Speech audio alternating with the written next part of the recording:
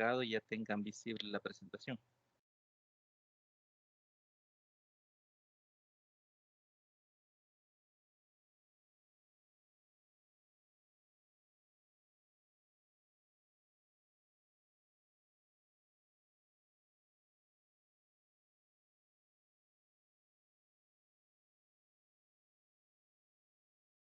Bienvenida, Tania. Ya se ve, licenciado. Perfecto, gracias. Bien, nuevamente bienvenidos a la tutoría correspondiente número 3 de la asignatura Fundamentos y Metodología de la Investigación 2 de la licenciatura en Informática Educativa. Mi nombre es John Osvaldo Gómez Torres. Como saben, soy el tutor que los está acompañando en esta asignatura en el grupo virtual 1. El coordinador de la asignatura es el licenciado José Alexander Ávalo Fuentes, de la modalidad de distancia de la Facultad de Ciencias Naturales y Matemática de la Universidad de El Salvador. Como les mencionaba, esta es la tutoría ordinaria o formal número 3, correspondiente al sábado 17 de abril de 2021. Para el día de ahora se nos ha propuesto lo que es una pequeña agenda, ¿no? Tenemos lo que es un sondeo de lectura. Bueno, inicialmente saludo y bienvenida, ¿no? Que es el primer punto que abordamos. Luego tenemos un pequeño sondeo de lectura, que serían de la unidad 2 del contenido 2.1, que es el contenido que vamos a abordar en esta tutoría, ¿no? El desarrollo sería abordar algunos conceptos más importantes que están en este material 2.1 y al final pues puede haber alguna serie de preguntas, dudas, ya sea sobre las tareas que se están llevando a cabo o sobre los materiales o incluso sobre lo que estemos desarrollando. Mencionarles que en cualquier momento de la presentación, si quieren hacer algún aporte, algún comentario, no duden en pedir la palabra, que yo con gusto se la voy a ceder el espacio para que podamos participar. Antes de pasar a la reflexión, tenemos una serie de recordatorios. Por ejemplo, el recordatorio sobre las próximas actividades, ¿no?, a desarrollarse. Como número 1, tenemos el desarrollo del primer examen ordinario, que está con fecha del 25 de abril. A los que estuvieron presentes en la tutoría de repaso del día de ayer, les mencionaba que se va a abarcar hasta la unidad 2, contenido 2.1. Otro recordatorio es la entrega del segundo avance del proyecto de investigación, que está previsto para el 3 de mayo. Si vemos en nuestro calendario, bueno, 25 de abril sería el próximo domingo, es decir, de mañana en 8 tendrían lo que es el primer examen ordinario. Y la entrega del segundo avance está prevista para el 3 de mayo, como se lo mencionaban. Luego, el tercer recordatorio es que en caso de no poder realizar la prueba ordinaria, puede ser que usted tenga un compromiso de fuerza mayor, algún problema, puede ser de salud o cualquier otro problema personal, podrá realizar la prueba diferida el 9 de mayo, siempre y cuando tenga la justificación respectiva y se haga llegar o se envíe la solicitud y anexar en esa solicitud lo que es el justificante del por qué no se pudo desarrollar el 25 de abril. Y eso lo tienen que hacer a más tardar 3 días después de realizada la prueba. Estamos hablando que si la prueba es el domingo 25 de abril, ustedes tendrían el 26, 27 y 28, en el caso en que no se lo puedan realizar el 25, para poder enviar esa solicitud con el justificante respectivo para tener ese derecho, ¿no?, a poder desarrollar lo que es la prueba de forma diferida, ¿no? No sé si hasta acá hay alguna pregunta, algún comentario que deseen hacer, lo pueden realizar. O algo que deseen comentar, también tienen el espacio.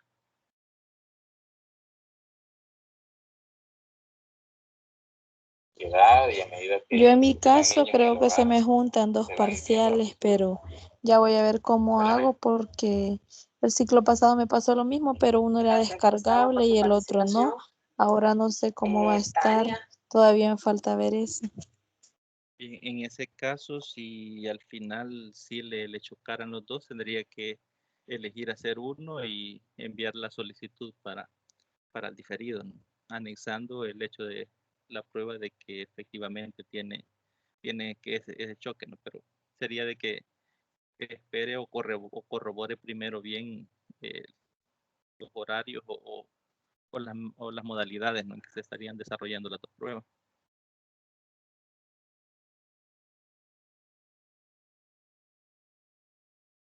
No sé si alguien más, algún comentario o algo que deseen agregar o preguntar al respecto.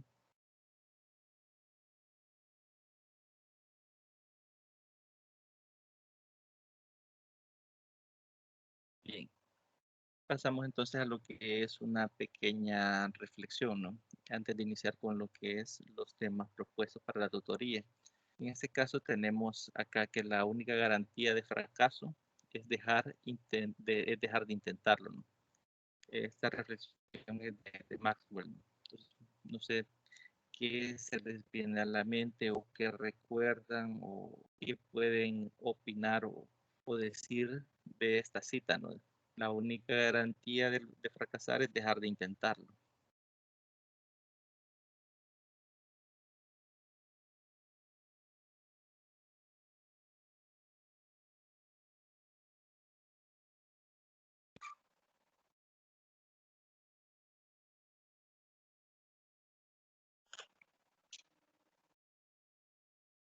Bien, la reflexión seleccionada para el día de ahora es básicamente para motivarlos a seguir adelante, ¿no? No solo con proyectos personales, sino con este camino que cada uno de ustedes ha elegido del estudio, ¿no? A veces nos encontramos, yo sé que algunos trabajan, otros tienen otras actividades, ¿no?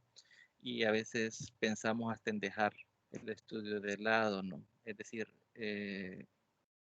nos sentimos tan agobiados que dejamos de lado lo que consideramos un peso, pero a la larga puede ser una gratificación, ¿no?, enorme para cada uno de nosotros. Lo mismo ocurre cuando ustedes, por ejemplo, en la tarea que estamos entregando, en el proyecto, mejor dicho, ustedes van entregando avances. Este proyecto, esos avances tienen unas observaciones. La única forma, cuando usted recibe esas observaciones, no es que todo está mal, sino que es aquellos pequeños elementos que deben de corregirse, ¿no? No quiere decir que porque tenga esas observaciones su trabajo está mal, ¿no? Entonces, la única forma en que usted puede fracasar es dejando de intentarlo, ¿no?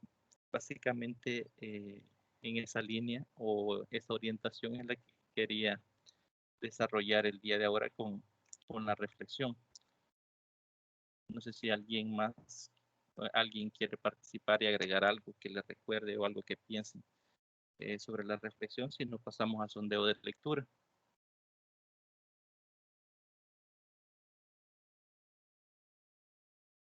Bien. Bien, para el sondeo de lectura del día de ahora, eh, preparé lo que son dos preguntas y les estoy anexando lo que es un video de resumen del capítulo 1 del libro de Sampieri, ¿no? En ese caso, la pregunta 1 es cuáles son los enfoques de la investigación, que son básicamente los que estamos abordando. Uno de ellos lo estaremos abordando en la tutoría de ahora, y en la unidad 2 se abordan esos enfoques, ¿no? Entonces, ¿cuáles son esos enfoques? Y la pregunta 2 menciona algunas de las características o ventajas que tiene el enfoque cuantitativo. Y como les menciono al final acá, si nos quedará tiempo, vamos a revisar este pequeño video que es un resumen directamente del capítulo 1 del libro de Hernández Sampieri. Por eso lo anexé acá. Entonces, no sé, me gustaría la participación de al menos 2 compañeros. Me dicen con qué pregunta y pues se les brindaría el espacio para que puedan participar.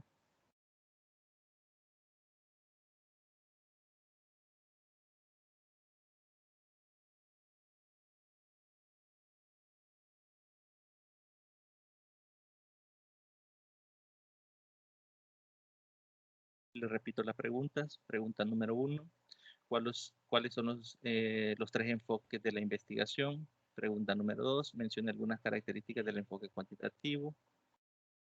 Me gustaría la participación de al menos 2 compañeros. Usted me pide la palabra y me dice con cuál de las 2 preguntas participar.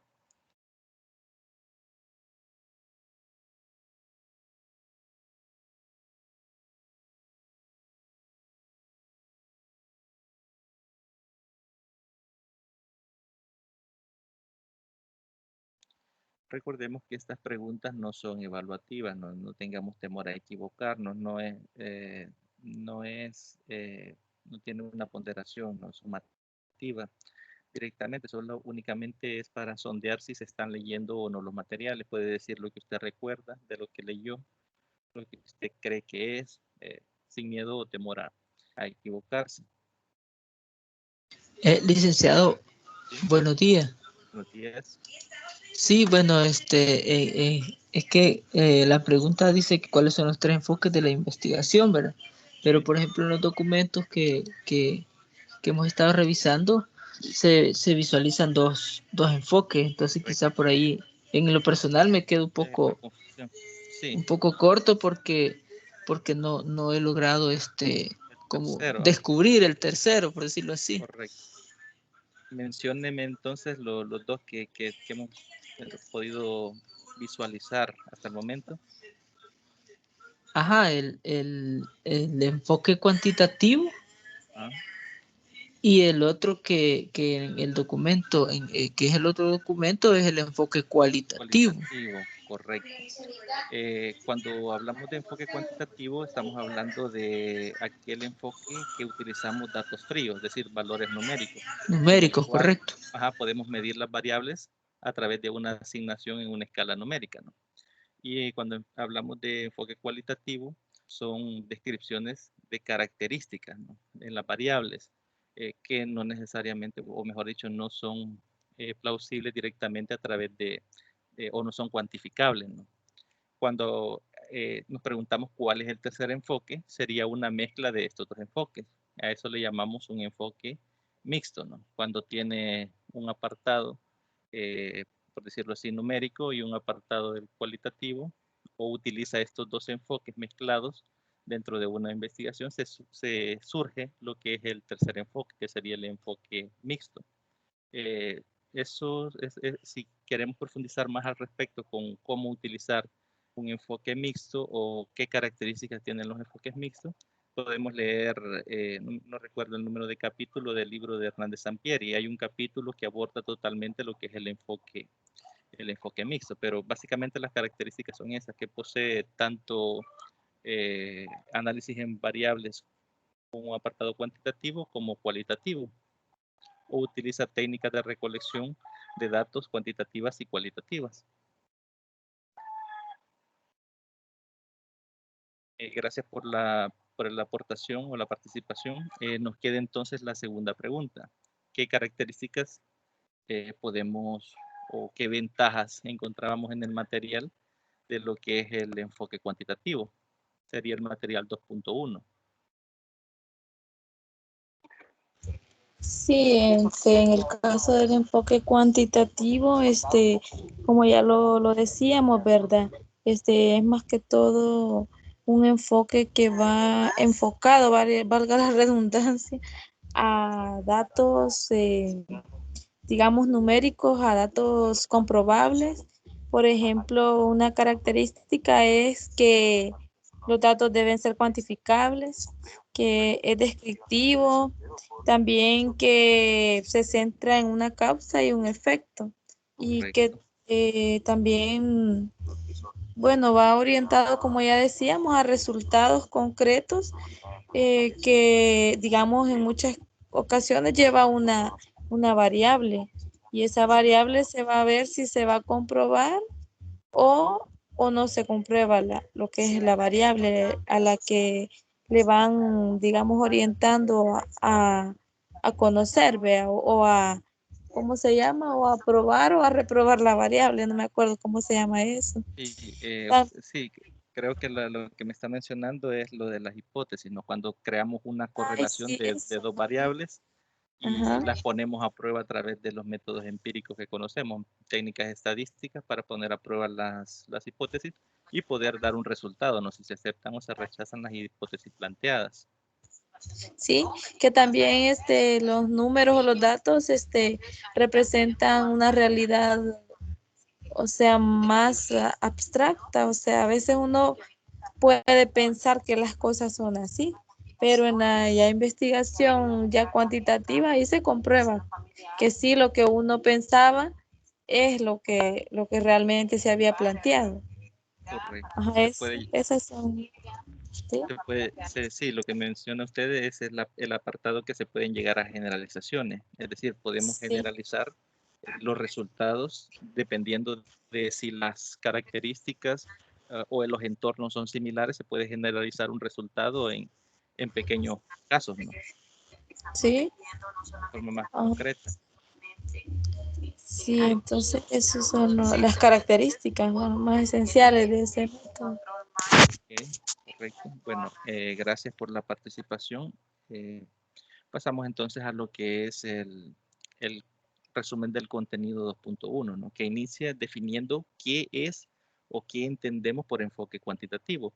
La definición nos dice que el método cuantitativo está basado en una investigación empírico-analítica. ¿Qué nos está diciendo entonces que sea empírico-analítica? Que está sujeta a una verificación de forma empírica a través de una serie de instrumentos de recolección de datos, y estos resultados están puestos a prueba y analizados, ¿no? De lo que ha sido recolectado, ¿no? A eso se refiere cuando es verificación empírico-analítica.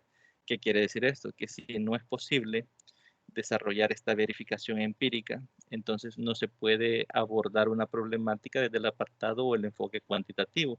En el libro de Sampieri aparece un ejemplo, por ejemplo, bastante ilustrativo, ¿no? Nos dice, por ejemplo, si alguien se plantea estudiar qué tan sublime es el alma del docente, no es un tema viable con un enfoque cuantitativo. ¿Por qué? Porque la variable alma y sublime no son cuantificables, es decir, no es algo que se pueda medir. Entonces, no está en el apartado de ser verificable mediante una investigación de forma empírica analítica, ¿no? No es posible verificar o medir esas variables. También dice que basa sus estudios en números estadísticos para dar respuesta a algunas causas-efectos concretas, que es lo que mencionaba usted en la segunda pregunta. Normalmente en investigaciones cuantitativas lo que se busca en la mayoría de casos es establecer una relación causal de causa-efecto, ¿no? Para poder describir la problemática o los fenómenos estudiados. Eso es porque no todas las causas-efectos son cuantificables o medibles de manera discreta.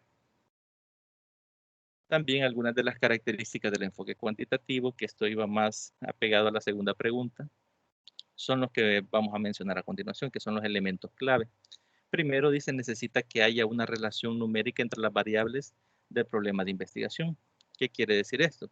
Por ejemplo, yo les planteaba en las tutorías anteriores, incluso creo que en la del día de ayer, una relación entre rendimiento académico y las horas de estudio que un estudiante, valga la redundancia, dedica, ¿no? a leer, ¿no? O a estudiar. Entonces, yo puedo plantear que es una relación causa-efecto, ¿no? A mayor horas de estudio, mejor rendimiento académico, ¿no? Entonces necesita que exista esa relación, y esa relación debe de estar sujeta a poderse medir de forma numérica, es decir, a poder asignar una escala numérica. Por ejemplo, yo puedo decir, tengo 5 estudiantes y preguntarles cuántas horas estudian cada uno, entonces uno me va a decir 1 hora, 2 horas, 3 horas, y ahí yo puedo asignar una relación de cuántas horas estudia y qué rendimiento académico tiene cada uno de sus estudiantes. También nos dice que otra característica es que los datos analizados siempre deben ser cuantificables. Esto quiere decir que sean medibles, es decir, que se pueda asignar una escala numérica a esos datos analizados. Por ejemplo, en cierta tutoría, no sé si fue en la número 1 de esta asignatura, que les mencionaba de que cómo medir el amor, ¿no? Si lo quisiéramos hacer bajo una perspectiva cuantitativa. Entonces no vamos a medir el concepto amor como tal, sino que medimos las manifestaciones del amor. Por ejemplo, el tiempo que una pareja pasa juntos, la amabilidad que demuestra uno con el otro, si se alegra cuando ve a la otra persona. Podemos asignar valor, o incluso también les mencionaba un ejemplo de trabajo, ¿no? ¿Qué tan satisfecho está con su trabajo actual o con su salario dentro de una empresa? Entonces podemos asignar una escala de valores para medir ese concepto, aunque no sea directamente un número, ¿no? El concepto como tal, pero sí las manifestaciones le podemos asignar valores numéricos. Por ejemplo, podemos poner una escala del 1 al 5 y preguntarle que de 1 a 5 qué tan satisfecho está con su salario. A un trabajador puede marcar 4 y vamos asignando un valor del 80% de satisfacción. O puede asignar, por ejemplo, un 3 y así sabemos que es un 60% de satisfacción y así sucesivamente. A través de esta asignación de valores numéricos se puede medir el concepto, que sería satisfacción laboral, o la variable, que sería satisfacción laboral. Entonces, importante que al hacer una investigación de tipo cuantitativo, todos esos datos analizados, todas esas variables, puedan ser cuantificables o medibles, ¿no? Que puede ser descriptivo. Generalmente, en todas las investigaciones cuantitativas podemos hacer descripciones de los fenómenos. ¿Por qué? Porque hacer números fríos que podemos establecer en gráficos. Nosotros, por ejemplo, suponemos que tenemos datos de ventas de un año en X empresa y tenemos una proyección de ventas. Nosotros podemos decir qué mes se vendió más de ese producto, qué mes se vendió menos y así sucesivamente. Lo mismo ocurre con estas investigaciones de tipo cuantitativo. Al tener las variables numéricas, por ejemplo, el 80% de los salvadoreños se quedan en el país o el 20% de los salvadoreños emigran, pues esa es una descripción de un fenómeno como es la migración, ¿no? Entonces estamos haciendo una descripción cuando utilizamos esos valores numéricos para dar una caracterización directa al fenómeno que está ocurriendo, que sería la migración, ¿no? Entonces, con todos los fenómenos que se pueden investigar bajo el enfoque cuantitativo, podemos hacer esta descripción a través de los datos recolectados, ¿no? También nos dice que se debe analizar y predecir el comportamiento de la población. Esto podemos quizás verlo palpable en lo que es la vacunación que se está dando en nuestro país, ¿no? O se ha dado, o cómo se ha desarrollado la vacuna, ¿no? Es decir, se sabe que, si no recuerdo más, la Sinovac tiene el 54% de inmunización y tiene el 100% de no hospitalización. Entonces, esos datos lo que están haciendo es explicar el comportamiento que va a tener la población en nuestro país si se vacuna con esta marca de vacuna, ¿no? O con este tipo, ¿no? Con esta farmacéutica, ¿no? Por ejemplo, si de 100 personas, sabiendo estos resultados, se vacunan las 100, sabemos que 54 personas de esas 100 van a ser inmunes al virus y que ninguno de esas 100 personas vacunadas va a ir a pasar a parar o a enfermar de gravedad a tal grado de llegar a hospitalización. Entonces, todos estos datos nos permiten predecir el comportamiento a través de los datos numéricos que ya se tienen. Entonces, todo esto se puede hacer en todos esos enfoques cuantitativos, en todos esos fenómenos que sean abordados desde el punto de vista cuantitativo, se puede hacer predecir, ¿no?, estos comportamientos. Por ejemplo, yo les hablaba de el rendimiento académico con las horas de estudio. Si llevara a cabo yo el estudio y probara mi hipótesis de que a mayor hora de estudio, mayor rendimiento académico, yo podría predecir que si mis estudiantes todos estudian 3 horas, por decirlo así, van a aumentar todo su rendimiento académico. ¿Cómo puedo yo hacer esa predicción? Pues a través de los datos que se han obtenido, ¿no?, al desarrollar la investigación. A veces esta es la importancia que le podemos notar directamente a lo que son las investigaciones en los centros educativos. Cuando uno desarrolla una investigación con sus propios estudiantes, puede modificar ciertos elementos para aumentar lo que es los beneficios, que sería facilitar lo que es los procesos de enseñanza-aprendizaje. Otro de los elementos claves se centra en la causa y el efecto, o lo que es lo mismo, se basa en la aplicación de un estímulo para obtener una respuesta. Es decir, por ejemplo, si yo tengo un grupo de estudiantes, volviendo al ejemplo del rendimiento académico con las horas de estudio, y yo a esos estudiantes, ese grupo de estudiantes, a todos les aumento las horas de estudio y observo lo que ocurre con su rendimiento académico, puedo poner a prueba si están o no están relacionados esas variables, ¿no? ¿Por qué? Porque si yo aumento una variable y noto que la otra variable aumenta, quiere decir que hay una relación directa, ¿no? Sería una investigación de tipo cuantitativo o correlacional y sería más horas de estudio, mayor o mejor rendimiento académico. También nos dice que los resultados pueden aplicarse a situaciones generalistas. Es decir, en un ejemplo que veíamos del noviazgo cuando abordamos lo que eran los objetivos de la investigación en Sampieri, nos muestra, ¿no?, que se está poniendo a prueba una teoría, que es cuáles factores inciden más en reforzar las relaciones de pareja, ¿no? En este caso, ese estudio puede ser de España, puede ser de Estados Unidos, puede ser de cualquier lugar, y los resultados se pueden poner a prueba en esos contextos y verificar si funcionan o no funcionan. Y mediante esos resultados se puede generalizar, por ejemplo, que los hombres le pongan más interés o mayor atención a la relación mediante el apego físico, suponiendo que ese sea un resultado que se obtiene, por ejemplo, en San Salvador y aplicamos ese mismo estudio en San Miguel, pues los resultados tendrían que ser más o menos los mismos, porque las características de la población son similares, ¿no? Entonces, en este caso sí podrías aplicarse a poder generalizar. Podríamos decir después, si se desarrollan, por ejemplo, en San Salvador y en San Miguel, los adolescentes de El Salvador proporcionan o consideran que el apego físico es el factor más importante, ¿no?, en las relaciones de pareja. Pero ese ya es un ejemplo en particular, no solo para que podamos observar este punto de acá, ¿no?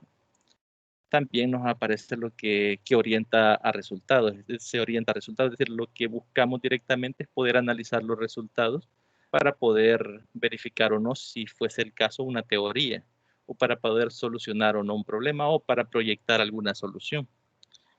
También nos dice que los números y datos representan la realidad más abstracta. El otro punto es que estudia las conductas humanas y los comportamientos de una muestra poblacional, es decir, cuando nosotros desarrollamos lo que es una investigación con enfoque cuantitativo, no es que nosotros vamos a ir y vamos a pasarle una encuesta, por ejemplo, a 500 estudiantes de un complejo educativo, ¿no?, sino que vamos a seleccionar una pequeña muestra y esa muestra debe ser representativa de la población en general, es decir, que tenga las características que buscamos directamente poner a prueba. Y mediante esta descripción de la muestra se puede llegar a generalizar que ocurre lo mismo con la población, ¿no? Ahora bien, ¿qué tipo de métodos cuantitativos podemos observar? Tenemos investigación descriptiva, investigación analítica, experimental y semi-experimental. ¿Cuál es la investigación descriptiva? Nos dice que parte previa del análisis de los datos con el fin de buscar factores, características y otros rasgos importantes del tema a analizar. Es decir, este tipo de investigación está inmersa prácticamente en todos los otros tipos de investigación. ¿Por qué? Porque lo primero que nosotros hacemos cuando pretendemos desarrollar una investigación es ir y desarrollar lo que es una revisión bibliográfica. A través de esta revisión bibliográfica nosotros encontramos factores, características del fenómeno, datos o hechos interesantes del fenómeno, y mediante esa pequeña investigación que se realizó ya nosotros formulamos nuestro propio problema o nuestro planteamiento del problema. Entonces, básicamente este tipo de investigación está inmersa en todos los demás. Tenemos lo que es la investigación analítica. Se seleccionan variables y se establecen hipótesis, en este caso, es decir, unas explicaciones tentativas a la problemática o a la realidad, ¿no? Eso es lo que básicamente viene siendo una hipótesis. También en la investigación experimental se divide la población de forma aleatoria, es decir, cuando se van a desarrollar experimentos, la población siempre va a ser dividida de forma aleatoria, no importa o no vamos a seleccionar individuos en específico. También nos dice que las investigaciones semi-experimentales se eligen los componentes de cada grupo muestral según las variables establecidas para su selección. Es decir, aquí se eligen quiénes van a pertenecer a qué grupo, ¿no? Por ejemplo, una investigación cuantitativa semi-experimental podría ser cómo las personas con hipertensión o con diabetes reaccionan a la vacuna, por ejemplo, del COVID. Esa podría ser una investigación experimental. ¿Por qué? En este caso, las variables establecidas ya tienen unas características, que es que tenga hipertensión o que tenga diabetes, ¿no? Entonces, si nos fijamos, depende bastante en este caso, de la selección que se haga de la muestra, ¿no? que tiene que tener las características que se están buscando. Ahora bien, ¿qué técnicas podemos nombrar en el enfoque cuantitativo? Tenemos lo que son entrevistas personales, encuestas telefónicas, encuestas autoadministradas por correo electrónico, encuestas administradas por internet y lo que llamamos el mystery shopping. Por ejemplo, creo que la mayoría de nosotros hemos llenado en más de alguna ocasión lo que es o hemos respondido a una entrevista personal, que estas entrevistas tienen la característica que se desarrollan cara a cara y se suelen aplicar a un muestreo de poblaciones que pudiesen ser familias, empresas, otro tipo de organizaciones y personas, ¿no? Mientras que las encuestas telefónicas, creo que en nuestro país, no sé si todas las compañías lo realizan, pero por ejemplo yo tengo chip Tigo o mi compañía de celulares Tigo, y a mí sí me han caído llamadas para responder ciertas preguntas. Obviamente eso es voluntario, ¿no? Uno contesta y le preguntan si desea o no participar en la encuesta, ¿no? Yo en mi caso sí lo he hecho. De hecho, creo que también Tigo tiene la costumbre de mandar los enlaces mediante unos mensajes, ¿no? Ahí nos dicen que es una pequeña encuesta de satisfacción con los servicios y ahí viene un enlace que uno ingresa y pues aparece un cuestionario y lo podemos directamente contestar, ¿no? Entonces, encuestas telefónicas nos dice que tienen las características que, al igual que con las entrevistas cara a cara, son con personas, con la importancia de dirigirse con precisión a un perfil definido del informante. Es decir, cuando yo les hablaba de que, por ejemplo, Estigo, ellos buscan algunas características. Por ejemplo, la mayoría, o en Tigo, por ejemplo, lo que podemos observar es que ellos ven cuánto dinero recargamos a nuestro celular en el mes, ¿no? Entonces, a veces inician la entrevista o la encuesta telefónica diciendo, no, usted recarga entre 15 y 20 dólares al mes, por ejemplo.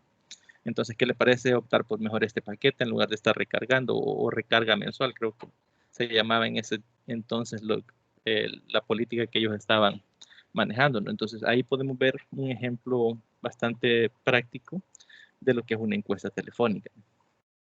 También tenemos lo que son las encuestas autoadministradas por correo, ¿no? Que son formularios largos y complejos orientados generalmente a públicos muy específicos. Aquí creo que la mayoría los ha llenado. De hecho, en la universidad, cada ciclo se les proporciona un enlace para que ustedes puedan llenar lo que es una encuesta, ¿no? Sobre la labor de cada uno de los compañeros tutores o de los compañeros coordinadores, y ustedes tienen esa posibilidad, ¿no?, de poder llenarlo y ustedes mismos se la autoadministran a través de su correo electrónico, ¿no? También tenemos las encuestas autoadministradas por internet, ¿no?, que son bases de datos online con emails y links que llevan una encuesta, que es lo que les mencionaba. Digo, también antes hacía eso y creo que yo hace mucho no he notado, bueno, no he visto, o a mí no me ha caído al menos un mensaje con ese enlace para poder llenar la encuesta, ¿no? Y lo que conocemos también como el mystery shopping, que son personas que se hacen pasar por compradores y van a validar una lista de puntos de calidad. Normalmente se emplea para ver si se están siguiendo las normas establecidas por organizaciones o la empresa, ¿no? Actualmente con la pandemia, ¿no?, que se ha estado dando en el último año, creo que algunas empresas o el gobierno hizo esto, ¿no?, cuando se iniciaba con la reapertura económica, que a veces se mandaba a personas a hacerse pasar por compradores directamente a las empresas para verificar si les estaban tomando la temperatura, si les estaban desinfectando a la entrada, si mantenían el distanciamiento social, etcétera. Y de hecho, actualmente con la reapertura de las escuelas también se está haciendo, ¿no? Yo de momento estoy trabajando en lo que es un centro escolar, y un día de la semana pasada nos llegó un representante del Ministerio de Educación a verificar que se estuvieran cumpliendo todas las medidas de distanciamiento, ¿no?, todo el protocolo para prevenir el COVID, ¿no?, que en este caso es la toma de la temperatura, y inicialmente no se identificó como miembro del Ministerio de Educación, sino que como alguien que deseaba pasar una encuesta, ¿no?, ya dentro de la institución, y después de haber visto el seguimiento que se le dio al entrar al centro escolar, fue que dijo que iba del parte del Ministerio de Educación y comenzó a llenar una serie de documentaciones, ¿no? Pero inicialmente, cuando no revela directamente por qué llega, es decir, a qué está llegando, y únicamente llega a seleccionar elementos que se cumplen o no se cumplen en una lista, estaríamos hablando de una técnica de Mystery Shopping. Aquí ustedes pueden tener una idea de cómo pueden realizar lo que es la recolección de datos, ¿no? En el caso en que su investigación sea de enfoque cuantitativo, pueden utilizar cualquiera de estas, de estas técnicas, ¿no? De recolección de datos. Luego nos dice que el proceso de investigación consta de las siguientes etapas o las siguientes fases. La fase 1 es la documental, la fase 2 es la metodológica y la fase 3 sería la fase operativa, ¿no? Vamos a revisarlas una a una, ¿no? Primero veamos lo que es la fase documental. Primero, la fase documental comienza con un paso, que sería la idea, es decir, el qué estudiar o en qué basar mi investigación o qué problemática voy a abordar. Por eso nos dice acá que abarca el conocimiento, la delimitación del tema, los aportes epistemológicos referidos a la presentación conceptual y temática que comprende el conocimiento obtenido de la investigación, las observaciones, las creencias, las teorías y los sentimientos. Además, corresponde a la presentación de evidencias de la existencia de un vacío conceptual. Esto hay que tener bastante cuidado. ¿Por qué? Porque hay algunos temas de investigación que ya están suficientemente investigados, es decir, ya hay muchísimas investigaciones y si nuestra investigación no va a aportar algo nuevo a ese tema existente, pues es mejor que busquemos otra ruta o darle otro enfoque a la investigación, ¿no? Porque a veces algunas investigaciones o algunos temas o fenómenos han sido investigados, pero hay algún punto que ha quedado o del cual no ha sido abordado. Si existiese ese elemento, entonces sí decimos que existe un vacío conceptual y es necesario o se plantea la necesidad de poder llenar ese vacío, ¿no? A través de una investigación.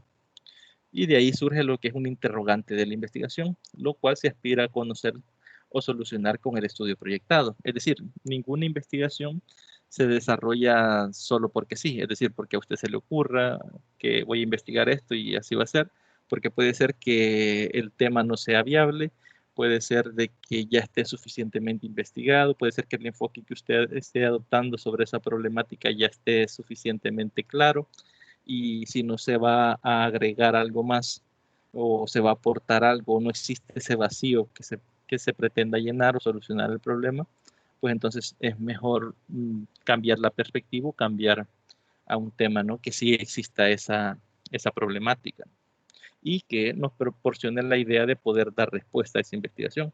Cabe señalar que hay algunas investigaciones que únicamente buscan poner a prueba teorías ya existentes. Por ejemplo, si usted encuentra una investigación que le diga de que X variable está relacionado con Y variable y usted quiere poner en prueba esa teoría en X escuela o en X departamento, en X municipio, entonces ahí es una investigación que lo único que busca es verificar o no la teoría en ese contexto dado, entonces se puede desarrollar así, pero no se está aportando algo nuevo a la problemática, pero en ese caso sí sería válido poder desarrollar la investigación. El paso 2 de la fase 1 sería el problema, ¿no? Se debe fundamentar la temática a través de los elementos involucrados, como por ejemplo el planteamiento del problema, la formulación de o interrogantes de problema, objetivos propuestos y metas de la investigación. Cabe recalcar aquí que en el planteamiento del problema debemos de resaltar, aparte de caracterizar y de contextualizar la problemática, se debe resaltar el por qué es un problema en ese entorno en que se pretende abordar, ¿no? Y cómo se pretende que el estudio dé solución o respuesta a esa problemática.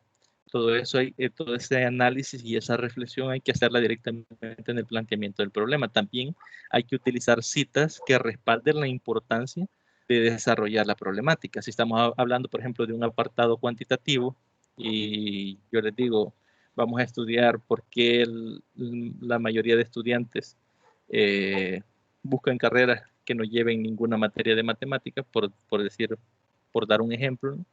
Entonces, yo puedo sustentar eso o resaltar la importancia de ese problema citando, por ejemplo, el porcentaje de estudiantes que año a año abordan carreras que llevan materias numéricas con las que no lo llevan. Entonces, si se fijan, o incluso puedo citar los resultados obtenidos en la PAE en los últimos años, por ejemplo, en 2017, la media de la PAE, en 2018, en 2019, y compararlo, materias de matemática con las sociales, lenguaje y ciencia, ¿no? Y verificar el por qué hay digamos, un bache o un problema de que los estudiantes no están saliendo bien en esa asignatura, ¿no? Pero ese ya sería otro problema de investigación. Entonces, cabe señalar acá que cuando planteamos la pregunta de investigación, esa está directamente relacionada con lo que son los objetivos. ¿Qué nos quiere decir esto? Que los objetivos es esos pequeños pasos que vamos a dar para poder cumplir el objetivo general y que este objetivo general pueda responder a la pregunta de investigación.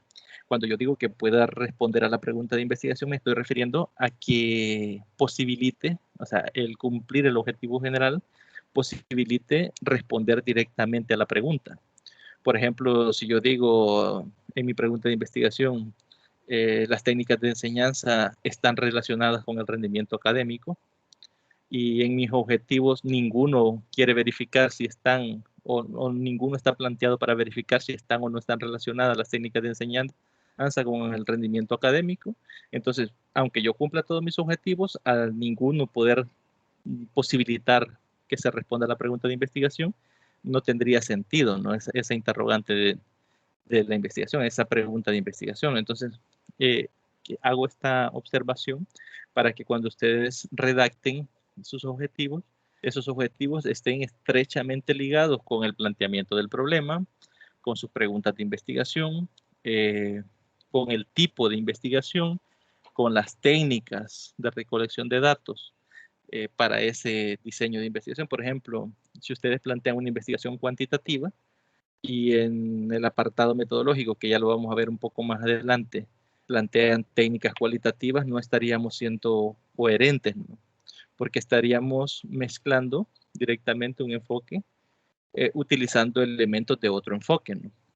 Entonces, a menos que el estudio sea mixto, que ahí sí es válido hacer eso, si usted elige un estudio netamente cuantitativo o netamente cualitativo, hay que tener especial cuidado en eso, que todos esos elementos tengan coherencia unos con otros, ¿no? También nos dice acá que sugiere que el planteamiento del problema se desarrolla haciendo una ubicación del tópico a tratar. Por ejemplo, yo les mencionaba de los estudiantes que eligen carreras que no lleven asignaturas numéricas, ¿no?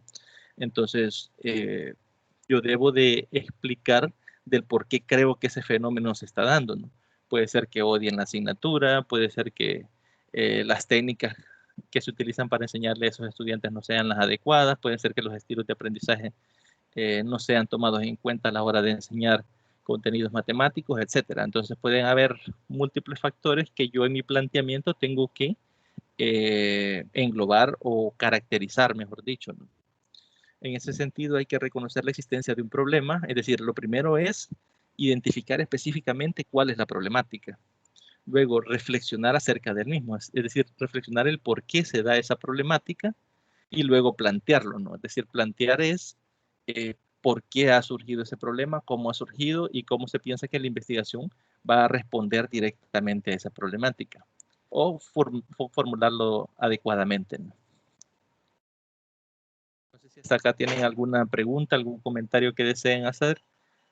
Si no tienen micrófono, pueden utilizar lo que es el chat. Yo los puedo leer. Si hay algún comentario, alguna pregunta, no duden en pedir la palabra, que yo con gusto les estaré brindando el espacio. También nos dice que en concordancia con Brito en 1991, todo investigador, al plantearse un problema, debe responder las siguientes preguntas. Número 1, el problema ha sido enunciado claramente, es decir, al enunciar el problema se entiende específicamente a qué nos estamos refiriendo en ese problema. Número 2, existe alguna relación entre dos o más variables contenidas al enunciado. Es decir, por ejemplo, si yo les digo rendimiento académico versus técnicas de enseñanza, puedo identificar directamente esas dos variables. Entonces, hay que preguntarnos, cuando es una investigación cuantitativa, si se está estableciendo esa relación entre dos o más variables. El mínimo son dos y pueden ser 3, 4 o más, o más variables. Otra pregunta que debemos hacernos es si existen elementos teóricos que permitan definir y analizar ampliamente el problema sujeto a investigación. La siguiente pregunta que hay que plantearnos es si existen los recursos necesarios que garanticen la factibilidad. Aquí hay que tener cuidado, ¿no? Que sea factible llevar a cabo esa investigación. Un ejemplo que también podemos encontrar en Sampieri es, por ejemplo, que nos menciona que un grupo de estudiantes que ya se habían graduado, bueno, ya habían egresado de la universidad, estaban haciendo su trabajo de tesis. Entonces, ellos plantearon el siguiente tema, decía, si la televisión tiene un impacto negativo en la conducta de las personas que nunca han tenido acceso a la televisión. Por ejemplo, personas que nunca han tenido televisión, si el hecho de dotarlas de una televisión y evaluarlas durante 6 meses genera algún cambio en su conducta, en sus valores, en su forma de pensar, etcétera, ¿no? Entonces, es bastante interesante y es un tema que no se había abordado, es decir, tenía el factor de que sí era interesante, había un vacío teórico porque no se sabía si incide o no la televisión en ese grupo de personas, entonces pareciera que la investigación era factible de desarrollarse, pero ¿qué pasó? Que por los recursos, en este caso los recursos necesarios, no era factible llevarla a cabo. Por ejemplo, se había seleccionado una colonia de X departamento, ¿no? De X país, no recuerdo, ahí en el material dice, pero yo en ese momento no lo recuerdo. Pero ¿qué pasó? Los estudiantes no tenían el dinero para comprarle un televisor a todos los que vivían en esa colonia, ¿no? A todos los que no tenían televisor, entonces no había el recurso económico ni el tiempo a desarrollar, porque para llevar ese tipo de estudios a cabo, aparte del recurso económico para poder comprar esos televisores, se necesitaba bastante tiempo. Por ejemplo, para que exista un cambio de conducta o un cambio de valores, pues serían 2 o 3 años y el estudio pretendía desarrollarse en 1 año. Entonces, por la factibilidad de tiempo, por la no factibilidad de recurso y tiempo, no se podía o no era factible llevar a cabo esa investigación. Entonces, cuando ustedes plantean su estudio, deben de preguntarse si existen los recursos necesarios para garantizar que sea factible llevar a cabo la investigación. Otra pregunta que debemos de hacernos es qué está sucediendo con el problema en el mundo, en el país y en el contexto de la investigación en forma general. Es decir, tenemos que caracterizar qué está ocurriendo con esa problemática fuera de nuestra frontera, es decir, fuera de nuestro país. En nuestro país y ya más específicamente en el contexto donde nosotros lo vamos a llevar a cabo, vamos a poner en práctica la investigación. También nos aparece que debe especificar demostrando con datos, citas, evidencias y hechos negativos o positivos derivados de entes confiables que confirmen la existencia de un desequilibrio del problema y de una necesidad.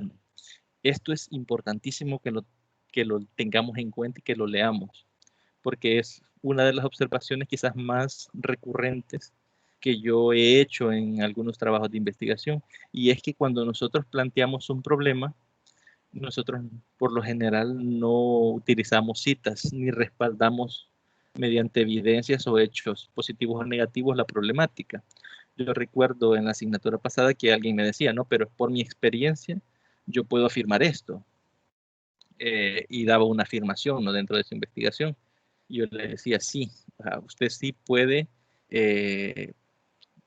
explicar la problemática mediante su experiencia, pero se debe respaldar teóricamente.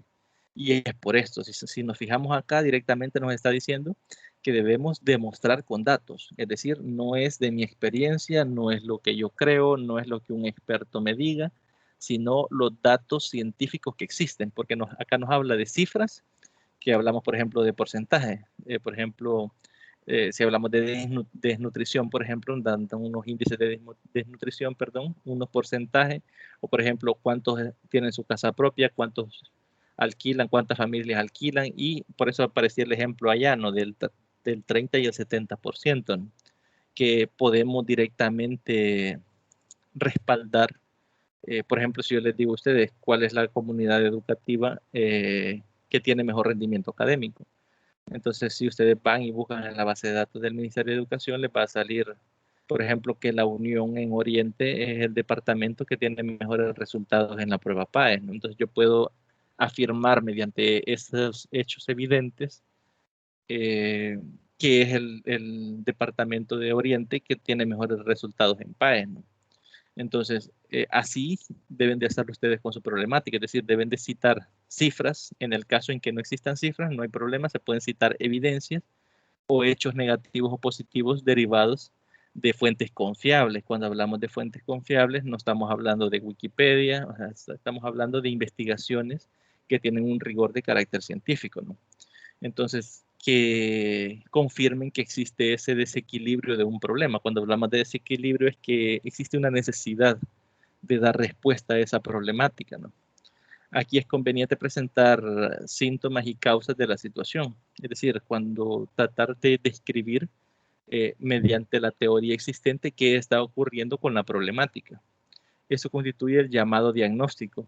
Según Méndez en 1995 en la página 64. Después se desarrollaría coyunturas lógicas a mediano y largo plazo, ¿no? Y luego tenemos los tipos de alcances, que en este caso serían exploratorio, descriptivo, correlacional y explicativo. Por ejemplo, el tipo exploratorio busca examinar un tema poco estudiado o nada estudiado para dar un primer acercamiento al fenómeno. El de tipo descriptivo es el estudio que buscará especificar propiedades, características y rasgos del fenómeno. El de tipo correlacional, que este estudio buscará relacionar el fenómeno con otras variables para encontrar posibles relaciones entre estas. Este tipo de estudios, cuando hablamos de estudios correlacionales, va más ligado a lo que es la causa-efecto. Aquí pueden haber varios tipos de correlaciones. Por ejemplo, correlación positiva, que digamos el aumento de una variable hace aumentar la otra variable. Un ejemplo que podemos poner así bastante clásico es la altura-peso. A mayor altura de una persona, mayor es su peso. Ese es un tipo de correlación positiva, es decir, si una variable aumenta, que sería la variable altura, también va a aumentar la variable peso. Si se fijan, al haber un incremento en una variable, también hay un incremento en la segunda variable. También está la correlación negativa, que es el aumento de una variable disminuye en la otra variable.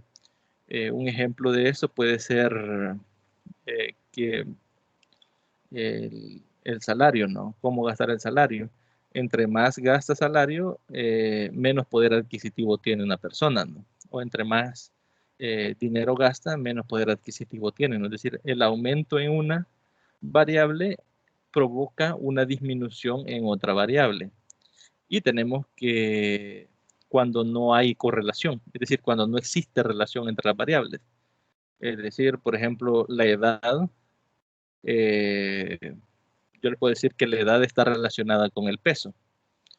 Pareciera que sí, ¿no? Porque un niño de 5 años pesa más que un recién nacido, o un niño de 10 años pesa más que uno de 5 años, ¿no? Pero ¿qué pasa ya cuando alcanzamos un tope de edad? Por ejemplo, 60 años. El peso de alguien de 60 años con el peso de alguien de 30, puede ser que sea menor el de 60 que el de 30 o mayor, ¿no? Entonces ya ahí ya no se mantiene una relación.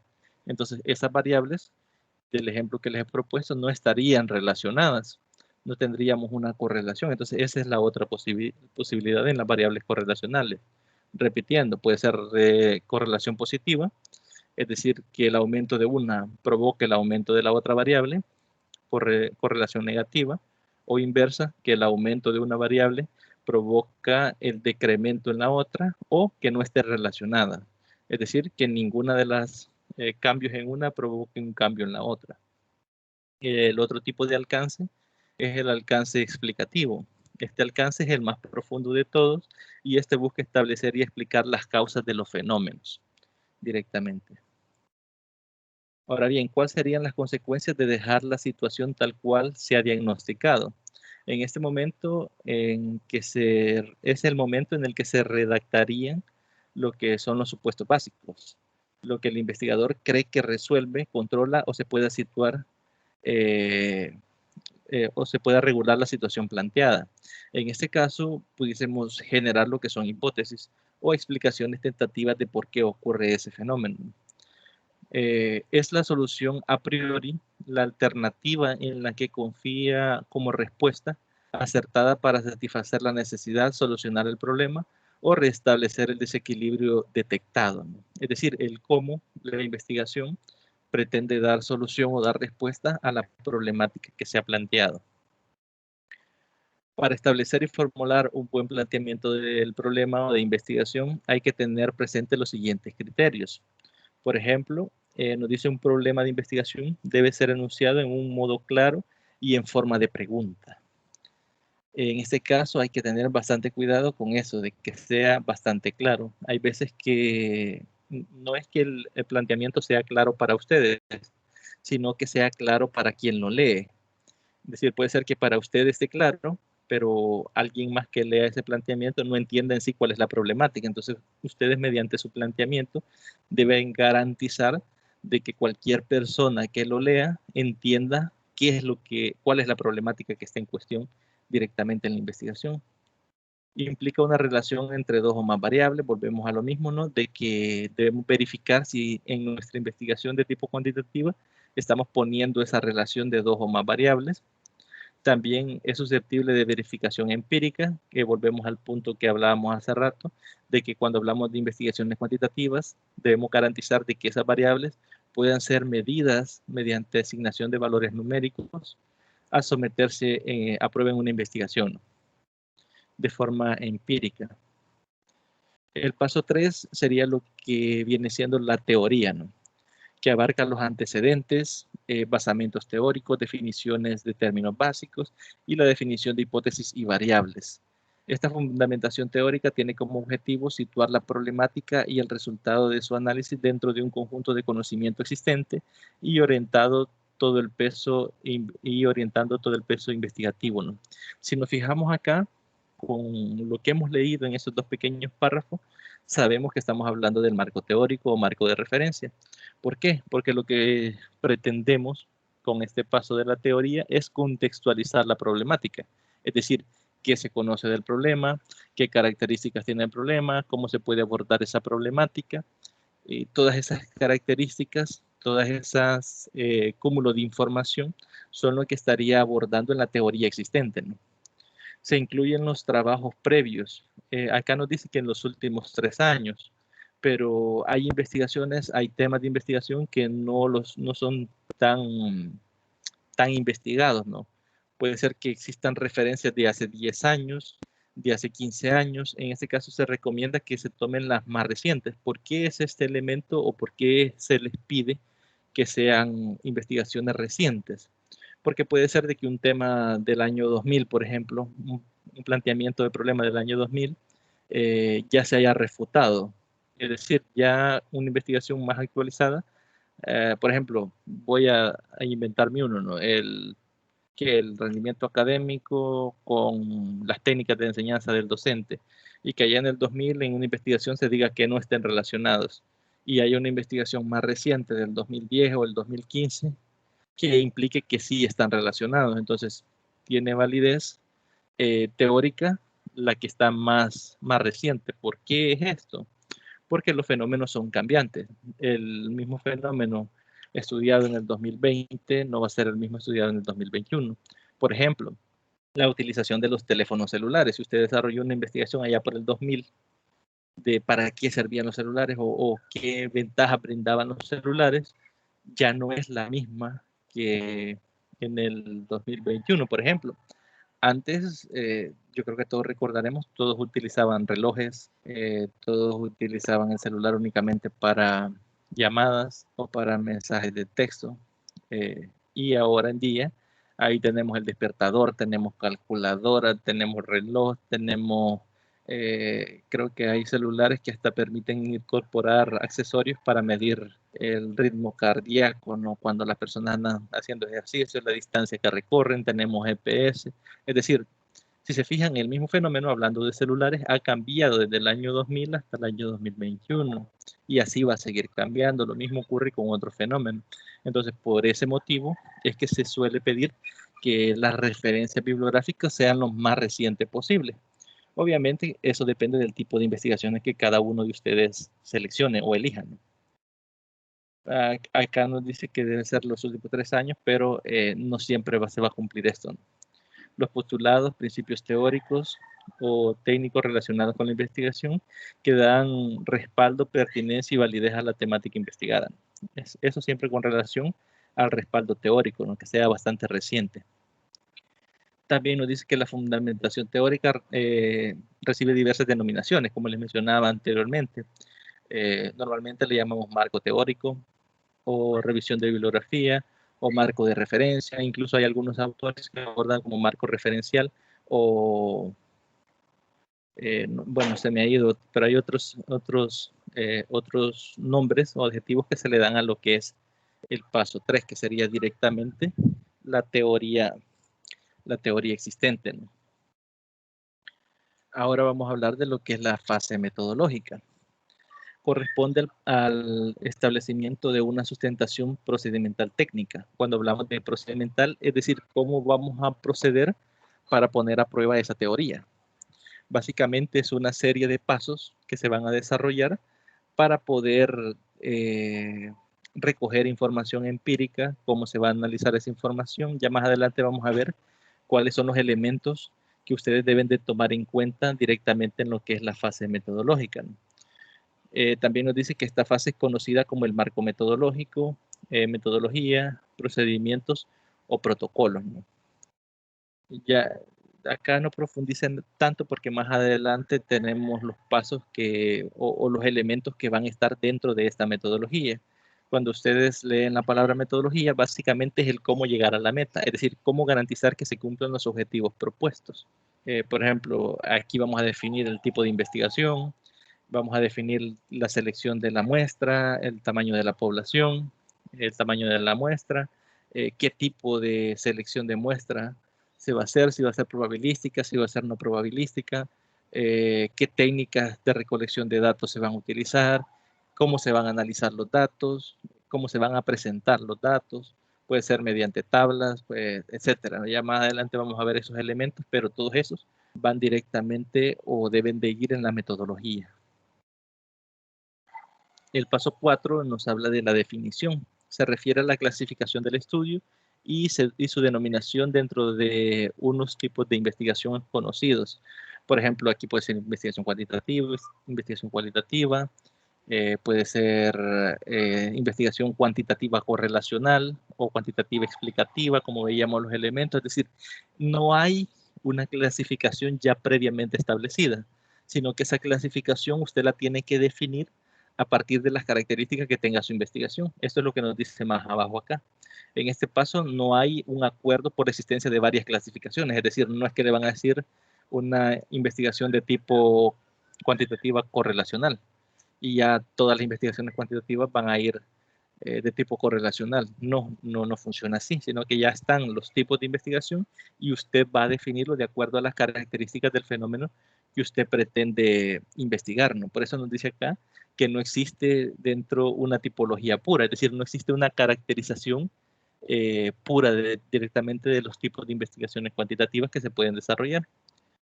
Es de hacer notar que la tipología de la investigación debe estar sujeta o a precisar una caracterización general de la ubicación del trabajo en un campo amplio y una característica singular, lo más representativa que la determine dentro de un tipo de estudio o una combinación lógica de ellos.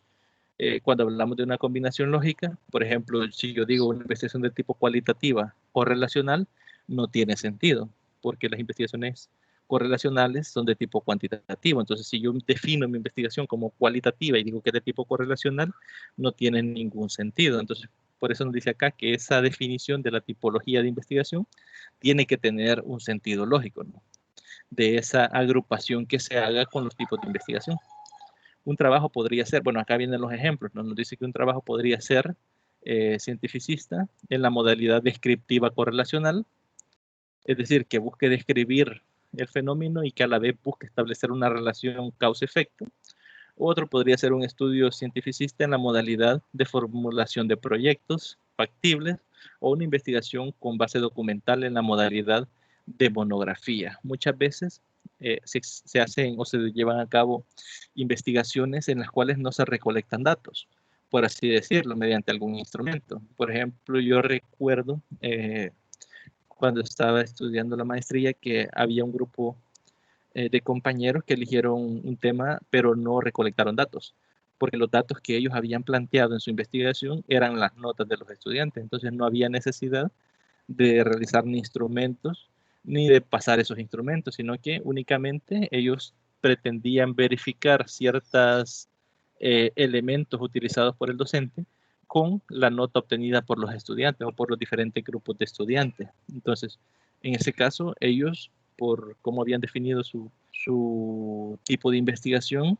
no tenían esa parte de recolección de datos, no era únicamente documental, es decir, los datos recolectados son a través de documentos. Ahora bien, dentro de los diseños cuantitativos, tenemos los diseños experimentales y los no experimentales. Los experimentales pueden ser preexperimentales, cuasi experimentales o experimento, y dentro de los no experimentales pueden ser transversales o longitudinales.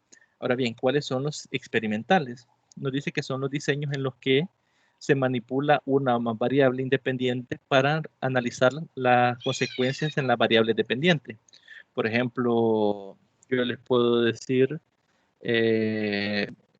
eficacia de la vacuna, por decir algo, ¿no? ¿Qué es lo que estamos viviendo palpablemente hoy en día, ¿no? Ese sería un diseño directamente experimental.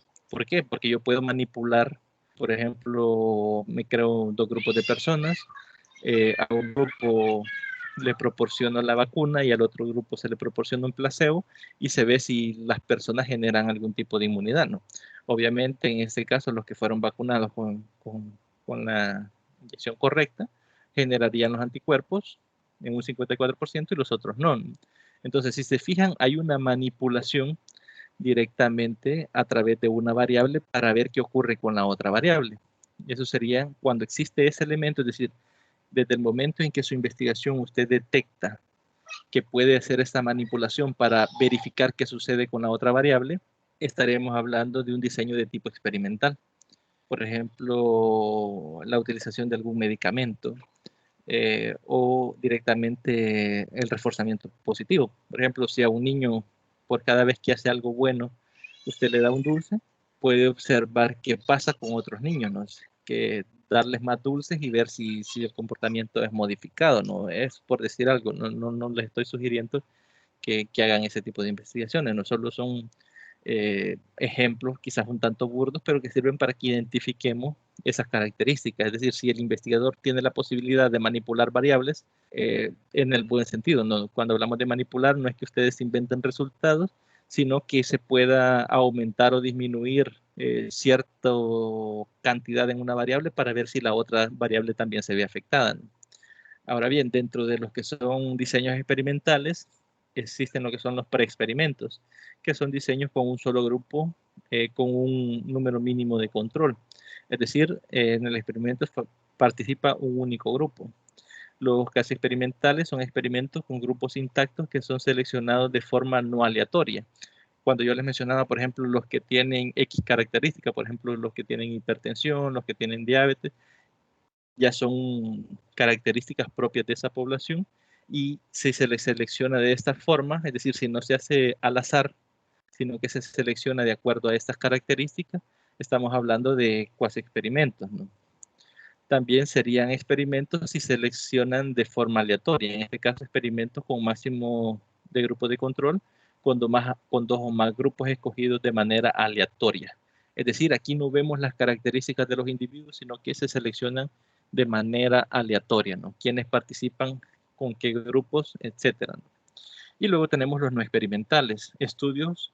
Bueno, si lo analizamos antes de leer la definición, el experimental, nosotros podemos manipular la variable, es de esperar que en el no experimental nosotros no podamos manipular esa variable. Entonces, por eso nos dice acá que son estudios por medio de la observación sin la manipulación de las variables. ¿Por qué?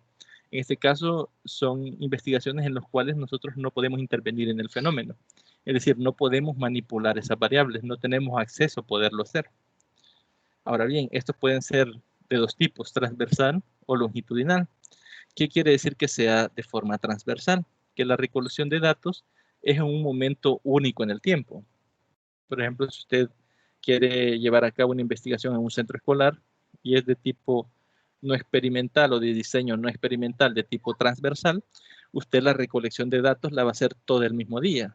Por ejemplo, si va a pasar una encuesta, si va a pasar algún cuestionario, etcétera, todo eso se debe desarrollar en el mismo tiempo, al mismo tiempo. Por ejemplo, si llego yo y evalúo 3 secciones de un complejo educativo, esas 3 secciones van a ser evaluadas el mismo día. Ahora bien, ¿cuáles serían los tipos de estudio con diseños no experimentales de forma longitudinal? Cuando es longitudinal es que existen diversos momentos en la recolección de datos. Nos dice acá que la recolección de datos está en diferentes momentos de tiempo. Por ejemplo, si ustedes, el mismo grupo de personas recolectan datos en enero, recolectan datos en junio y recolectan datos en diciembre de X investigación, entonces sería una investigación de tipo longitudinal. ¿Por qué? Porque al mismo grupo de personas se le ha recolectado los datos, pero en periodos diferentes de tiempo. Pero hay que aclarar que es el mismo grupo de individuos. No es que, por ejemplo, yo recuerdo haber leído una investigación que se les hacía esa observación, que era, creo, con la utilización de las tecnologías con la utilización del teléfono, ¿no? Y decían, no, vamos a recoger información en enero, en junio, en septiembre, pero no era el mismo grupo, sino que eran diferentes grupos. Cuando es así, no sería longitudinal, porque básicamente sería estar replicando un estudio transversal en repetidas ocasiones, ¿no? Para que sea longitudinal debe ser exactamente los mismos individuos. Un ejemplo que les puedo brindar de estudio longitudinal, no experimental, se puede ver con lo del programa SMATE, que se está dando en las escuelas desde el 2017, si no me equivoco, que se inició con el programa en algunas escuelas piloto, ¿no? Se comenzaron a investigar si funcionaba o no esta nueva metodología de enseñanza de las matemáticas y los mismos estudiantes que fueron evaluados en el 2017, los evaluaron en el 2018 y los volvieron a evaluar en el 2019. Es decir, en 3 años diferentes se evaluó, por ejemplo, qué conocimientos matemáticos poseían de acuerdo a su edad en el 2017, lo mismo en el 2018 y lo mismo en el 2019. Entonces, si hay o no alguna mejoría con la forma en que aprenden matemática. Esos son tipos longitudinales o diseños no experimentales de tipo longitudinales. Por ejemplo, desde acá yo ya les brindé un ejemplo de cómo pueden definir cuando tengan que hacer su estudio. Por ejemplo, yo puedo decir mi diseño de estudio, debido a las características, y menciono las características del estudio de la población, es de tipo no experimental debido a estas y estas características, y de tipo longitudinal, ya que se va a establecer una recolección de datos en 3 periodos de tiempo con el mismo grupo de individuos, o puede ser de tipo transversal si la recolección es en un solo momento, ¿no? Entonces, de esa forma ustedes van a ir redactando lo que es el diseño o la definición del diseño que iría en el apartado metodológico, ¿no? El paso 5 es lo que es el contexto, precisión de la unidad de análisis o descripción del entorno situacional de investigación.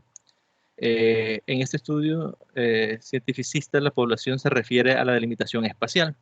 Cuando en la tutoría anterior les hablaba de delimitar el problema, hablábamos de una delimitación geográfica, es decir, el lugar donde se desarrollará la investigación, de tipo poblacional, es decir, qué población es la que se va a tomar en cuenta, y de tipo temporal, el tiempo en el que se va a estar llevando a cabo la investigación. Entonces, cuando hablamos de tipo contextual, es básicamente lo mismo. Básicamente es la delimitación que se ha establecido y por qué se ha establecido esa delimitación, ¿no? para generalizar los resultados o para la obtención de estos resultados. Dicha población no siempre es un conglomerado humano, es decir, no siempre los elementos a tomar en la muestra son personas, sino que en algunas ocasiones pueden ser piezas dentales, artículos de productos, por una máquina o otro. Por ejemplo, si desarrollan una investigación de la duración de los lotes de focos, por decirlo así, vamos a ir y vamos a poner a prueba lo que son focos, no serían humanos. Por eso hace esa distinción, ¿no? Que esa población no está haciendo referencia únicamente a conglomerados humanos. Obviamente, cuando hablamos de investigaciones sociales, es decir, que se desarrollan en la sociedad o educativas, en los ambientes educativos, sí, nuestras muestras deben de ser directamente conglomerados humanos, ¿no? O personas, ¿no? También nos dice que las técnicas, medios e instrumentos de recolección de información se refiere al establecimiento de los medios y precisión de las técnicas utilizadas para la recolección de la información, el tipo de instrumento, las escalas de medición, la validez y confiabilidad. Recordando, creo que en la asignatura de Fundamentos y Metodologías 1, veíamos lo que era la validez y la confiabilidad. Confiabilidad es el grado en el que un instrumento produce exactamente los mismos resultados o similares resultados. Yo les mencionaba, ustedes pueden tener dos grupos de estudiantes y si quieren verificar la confiabilidad de un instrumento, pasen exactamente el instrumento, por ejemplo, en 5 estudiantes de sección A, en 5 estudiantes de sección B, y comparen los resultados. Si los resultados son similares, entonces ese instrumento tiene la confiabilidad. Ahora bien, ¿cómo tendría la validez? La validez el instrumento la adquiere en la medida en que mide la variable que pretende ser medida. Suena un poco redundante, pero tiene sentido. ¿Por qué? Imaginémonos que ustedes quieren verificar lo que es la violencia intrafamiliar o están analizando lo que es la violencia intrafamiliar y usted le pregunta en un cuestionario si le gusta, por ejemplo, los programas de televisión violentos, si le gustan las novelas, si se pelea en la calle, etcétera, ¿no? Preguntas de carácter, ¿no? En este caso, no estaría midiendo la variable que se pretende medir, que sería directamente dentro del hogar, ¿no?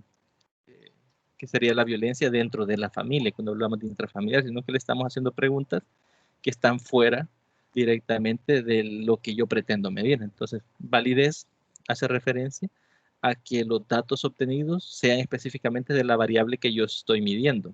Suena, como les menciono, un poco redundante, pero es bastante importante tenerlo en cuenta cuando ustedes elaboren sus instrumentos. El paso 6, definición de hipótesis y variables. Los estudios cientificistas, las variables son unas propiedades, características o cualidades que son susceptibles de asumir diferentes valores. Estos valores pueden ser cualitativos o cuantitativos. Aquí estamos hablando de forma general, ¿no? El sistema de variables no es más que la precisión y organización de los aspectos que son trasladados a la investigación. En este paso es conveniente definir conceptualmente y operativamente las variables. Este elemento es bastante importante. Cuando hablamos de definición conceptual, por ejemplo, yo les hablaba de rendimiento académico. Si ustedes están desarrollando una investigación en la cual una de sus variables es el rendimiento académico, lo primero que tendríamos que hacer es definirlo contextualmente. Es decir, buscar en un diccionario, buscar en Google, una definición conceptual de rendimiento académico. ¿Qué es rendimiento académico? Ahora bien, luego de tener esa definición conceptual, sería una definición operativa. A eso nos referimos con operacionalización de variables, es decir, cómo vamos a medir el rendimiento académico. Ya aquí no tiene nada que ver la definición operativa con la definición conceptual. Es decir, la definición conceptual es del libro, mediante que la definición operacional es la que ustedes le van a dar para medir. Por ejemplo, yo les dije acá, definición de rendimiento académico. Yo puedo decir, mi definición operacional de rendimiento académico es la nota que he obtenido en el último trimestre, que es un valor numérico. Si se fijan, ese valor numérico no tiene nada que ver con la definición conceptual de rendimiento académico, sino es cómo yo voy a medir esa variable. Eso es importante que nos quede bastante claro porque a veces, o bueno, creo que va a aparecer en el trabajo, se les va a pedir que hagan tanto la definición conceptual como la definición operacional de sus variables. Y en ese caso sería primero definirlos conceptualmente con un cuestionario y luego operativamente de cómo ustedes lo pretenden medir. Entonces es bastante importante tener esa distinción. Así que si no ha quedado claro acá, lo puedo repetir o puedo explicarlo de forma diferente, pero es importante que eso lo tengamos bien claro, ¿no?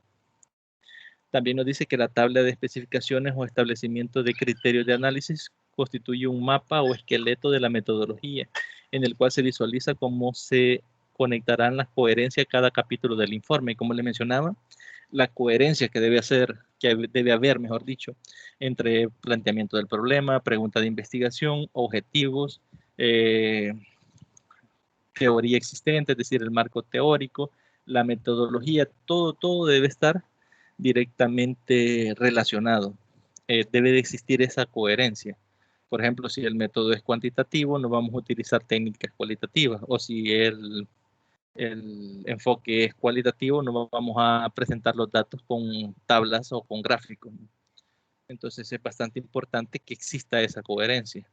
Y como les mencionaba, que al lograr, esto lo repito bastante porque a veces es uno de los errores que cometemos cuando estamos aprendiendo a desarrollar investigaciones, el hecho de que nuestros objetivos a veces no tienen nada que ver con nuestro planteamiento del problema o con nuestra pregunta de investigación. Entonces es bastante importante tener presente esa relación que debe de existir o esa coherencia entre todos los capítulos que estén en la investigación, ¿no? Y tenemos también lo que es la fase operativa, ¿no? Que es la recolección de información. Este paso se lleva a cabo a través de la elaboración y aplicación de instrumentos. Ya hablamos que esos instrumentos deben de tener confiabilidad y validez. Se refiere al establecimiento de los medios y precisiones de las técnicas utilizadas para la recolección de datos, el tipo de escala de medición, la validez y la confiabilidad de los instrumentos. Es lo que les mencionaba. Si fuese el caso que ustedes van a utilizar un test estandarizado, no es necesario verificar la confiabilidad y validez, porque hay temas bajo los cuales ya existen test que han sido elaborados por algunos autores reconocidos, que ya han sido verificados la confiabilidad y validez y no necesitamos nosotros repetirlo, ¿no? Por ejemplo, el test CHAEA de estilos de aprendizaje o los test que existen de coeficiente intelectual son test que ya están directamente estandarizados, ¿no? Ya, ahora bien, si el test lo elabora usted directamente de su autoría, entonces sí sería prudente o conveniente verificar lo que es la validez y la confiabilidad. Aquí se hace referencia a las actividades y pasos secuenciales necesarios para llevar a cabo el trabajo de investigación. Cuando hablamos de operativo, en esta fase operativa es de cómo se va a desarrollar todo, es decir, paso a paso, qué es lo que se va a hacer, ¿no? Corresponde a la macroactividad de ejecución del estudio propiamente dicho, ¿no? El punto de partida del renglón destinado al procedimiento es la planificación y la variación que se hace en la práctica, ¿no? De las investigaciones. El paso 8 sería el análisis de esos datos recolectados. En este paso se analizan los datos obtenidos en las pruebas y en las tablas estadísticas, ¿no? Corresponde a la aplicación de cómo serán tratados los datos recolectados. Por ejemplo, si se va a utilizar algún software estadístico, si se van a establecer o se van a elaborar tablas o gráficos para poder ser analizados, de qué forma se van a analizar, cómo se van a presentar los datos, etcétera, ¿no? Para hacer la evolución del fenómeno que se pretende presentar, ¿no? Aquí se detallan las técnicas estadísticas o cuantitativas de análisis utilizadas. Por ejemplo, en el caso en que alguien, no sé si vaya a ser el caso con sus investigaciones, pero que alguno pretenda desarrollar hipótesis y poner a prueba esas hipótesis, puede ser si son hipótesis de tipo correlacional, si únicamente se pretende establecer la relación, si existe o no relación entre dos variables, pues sería a través de la chi cuadrada, ¿no? Es decir, a través de la herramienta estadística chi cuadrada, a través de tablas de contingencia y poner a prueba si se aprueba o no, o se rechaza, mejor dicho, la hipótesis planteada, ¿no? Entonces, todas esas descripciones de análisis de esos datos de cómo se van a poner a prueba serían en el apartado en este paso 8, ¿no? en el análisis de los datos.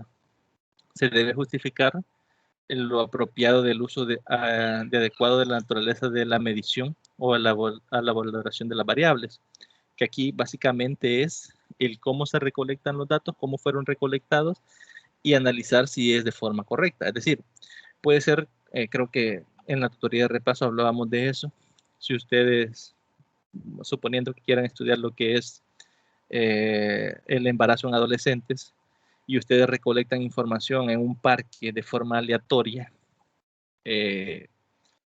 y a toda la adolescente que pasa por el parque usted la entrevista, esté o no esté embarazada, no sería de acorde a los intereses del estudio. Es decir, si no ha estado embarazada, ¿cómo me va a proporcionar información confiable y válida? En este caso, entonces, se debe explicar en el análisis cómo se hizo esa selección para garantizar que esa muestra sea representativa. Por eso dice que es de acuerdo a la naturaleza de la medición o a la valoración de las variables, ¿no? El paso 9 nos habla de lo que son los resultados, ¿no? Nos dice que consiste en la formulación de procedimental de las evidencias del hecho analizado, correspondiente a la presentación de las incidencias tangibles del análisis del problema. Constituye la demostración concreta de los hechos estudiados mediante la presentación de los datos y resultados, ¿no? En esta parte del informe se presentan organizados los datos recolectados en las fases respectivas, ¿no? Es decir, en todas estas fases que hemos estado verificando, cualquiera que sea la modalidad, requiere la agrupación de la organización de datos u observaciones para su análisis y su discusión. Por ejemplo, en algunos test que se han elaborado por estudiantes, por algunos estudiantes, a veces las preguntas se ponen de forma desordenada. Esta es o se hace, mejor dicho, para que las personas no respondan de acuerdo a otras respuestas que han dado previamente. Por ejemplo, puede ser que la variable que en una investigación temor por las matemáticas sea medida en 3 preguntas y el cuestionario tenga 20 preguntas y sea la pregunta 1, la pregunta 2 y la pregunta 19, por ejemplo, las que vayan directamente a medir esa variable. Entonces, yo debo al analizar los resultados, juntar o seleccionar esas respuestas que van a la misma categoría, es decir, recolectar datos sobre el temor hacia las matemáticas. A veces no se hace eso, sino que se agrupan directamente en el mismo cuestionario por variables y directamente quedan ahí directamente ligadas para los resultados y el análisis de estos resultados. Pero en el caso en que no sea así, va a requerir que se agrupen y se organicen para poder analizar los datos de cada una de esas variables. El paso 10 sería informar, que consiste en evaluar y divulgar los resultados que se han venido recogiendo a través de las fases anteriores. Comúnmente esta parte se denomina discusión de los resultados. En ella se interpretan los hechos evidenciados en la información obtenida y procesada. Se debe trasladar con condiciones referidas en los antecedentes y en los postulados citados en la base teórica, y se debe hacer mención de si se confirma o se rechazan los hallazgos previos y se fija la posición objetiva, crítica y firme del investigador hacia el fenómeno. Por ejemplo, si en una investigación previa usted encontró que en su tema las variables sí estaban relacionadas y usted las puso a prueba y tal vez sí encuentra que están relacionados, pero no con el índice de relación que se establece en ese informe, usted debe de escribir directamente su investigación esos datos, es decir, confrontarlos con la información que se tenía. Por ejemplo, si habla utilizando en nuestro país y estudios de Estados Unidos, de otros países, confirman de que el 100% de las personas que ha sido vacunado con 2 dosis no enferman de gravedad, y usted lo pone a prueba en nuestro país y desarrolla un estudio y encuentra que de las 100 personas vacunadas con 2 dosis, 3 enfermaron de gravedad, entonces usted puede escribir eso, es decir, la vacuna sí ayuda en su análisis al informar, pero no es cierto que el 100% de personas que reciben la dosis no se hospitalizan de gravedad. Entonces, si nos fijamos, confrontamos la información que ya se tenía o ya se conocía con la información que nosotros hemos recolectado, ¿no? Entonces, esa parte iría acá en informar directamente. Ahora bien, dentro de los momentos de la investigación cuantitativa podemos destacar tres momentos, que serían la planificación, la ejecución y lo que es el informe final. En la planificación antecede a la recolección de datos y consiste en definir los pasos que seguirán desde la elección del problema hasta el diseño metodológico. Se divide en tres fases principales: definir qué es lo que se investigará, se establece cuál es la base teórica del problema, es decir, cuál es la teoría existente sobre esa problemática, se determinará cómo se investigará el problema, es decir, cómo se abordará la problemática para garantizar que los datos obtenidos sean confiables y válidos. Ahora bien, ¿qué es lo que se investigará? Los procesos se inician con un debate acerca de lo que ya se conoce del problema. Como les mencionaba, normalmente se espera que haya algún punto de vista o algún aspecto que no haya sido tomado en cuenta para que exista ese vacío teórico y se pueda desarrollar esa investigación. Por eso nos dice acá que son aspectos que es necesario conocer y que no han sido investigados. Esto es importante porque si ya han sido investigados, pierde un tanto el sentido de desarrollar investigación con ese mismo enfoque, ¿no? También nos dicen que el resumen es necesario identificar las estructuras explicativas del problema para operar sobre las explicaciones al final de modificar el problema, a fin de modificar el problema. Es decir, si conocemos ya bastante sobre la problemática y queremos aún así investigar acerca de esta, tenemos que buscar un enfoque bajo el cual esta problemática no esté suficientemente clara o no esté suficientemente investigada. Ahora bien, la segunda pregunta era, ¿cuál es la base teórica? En el momento de construir el marco conceptual o el marco teórico, de acuerdo con el tipo de investigación que corresponde, ya vimos los tipos de investigación, una vez diseñado todo esto, el marco seleccionado deberá dar una explicación conceptual o teórica del problema, el cual se espera estará en función de la teoría existente, los conocimientos, las investigaciones previas y otros datos disponibles. Creo que a algunos de ustedes, cuando estaban pensando qué tema investigar antes del primer avance, algunos me mandaron los temas y me preguntaban si era factible o que les diera mi opinión si se podían abordar esos temas. Entonces, yo en algunos casos les decía que si ya tenían base teórica, es decir, a veces hay temas que a nosotros nos llaman la atención, pero no existe una base teórica para poder ser desarrollados esos temas. Entonces, yo como desconocía abiertamente la profundidad de esos temas, yo lo primero que pensaba es si existía esa base teórica. ¿Y por qué pensaba eso? ¿Por qué? Para tener o para hacer el marco teórico, ustedes iban a necesitar esa referencia bibliográfica para poder explicar conceptualmente la problemática y definir el problema, ¿no?